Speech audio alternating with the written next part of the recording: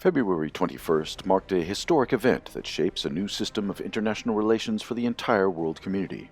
Russian President Vladimir Putin announced that Russia recognizes the Donetsk and Lugansk People's Republics in the east of Ukraine as sovereign entities.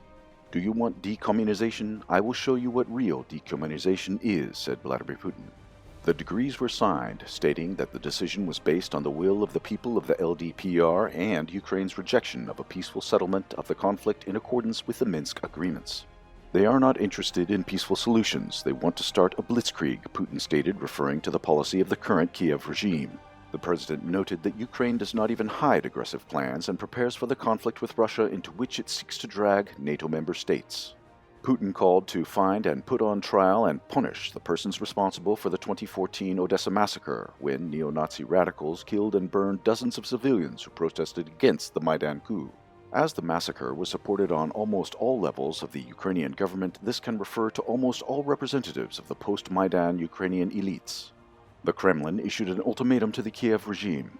The Zelensky government must immediately stop fighting in the region and obey the ceasefire. Should this fail to happen, Putin said, it will bear full responsibility for the further development of the situation. After the ratification of the treaties of friendship and cooperation between the Russian Federation and the LDPR, Russia can legally deploy its troops in the Donbas region, as well as supply the republics with any weapons. The Russian president signed a decree instructing the Russian armed forces to provide peacekeeping functions in the DPR and LPR. During the night, units of the 8th Field Army of the Russian Armed Forces have begun to enter the territory of the LDPR.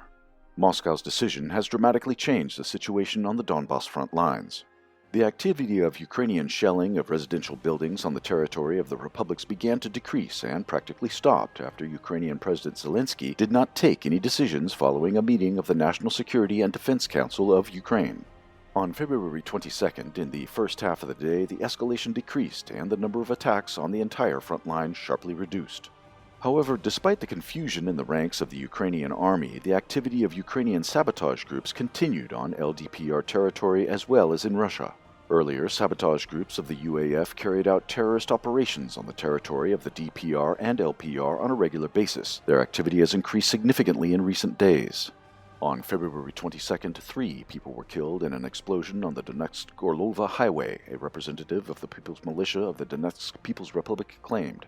Earlier, Donetsk reported on the breakthrough of a Ukrainian sabotage group deep into the republic in the Novozolosky district. During the clash, the group was neutralized.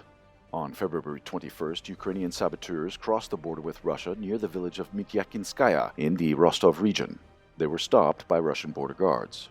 As a result of the clash, 5 violators of the border were killed and 1 saboteur was captured.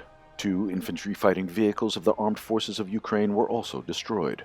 There were no casualties among the Russian military. While Russia has moved into action, the West is in no hurry to support the Kiev regime with military forces, but only intimidates Russia with new sanctions.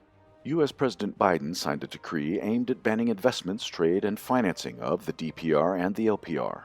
The EU called Moscow's decision a violation of international law, promised to react firmly and respond with sanctions. The NATO Secretary General condemned the recognition of the LDPR, claiming that it undermines efforts to resolve the situation in Ukraine. Russia's decisive actions mark the time of the consolidation of the bloc of counteraction to the global world system beneficial to the Anglo-Saxon elites and imposed by the so-called collective West. It seems to be clear that China is on Russia's side. However, Beijing's position and the level of its support are yet to be officially declared.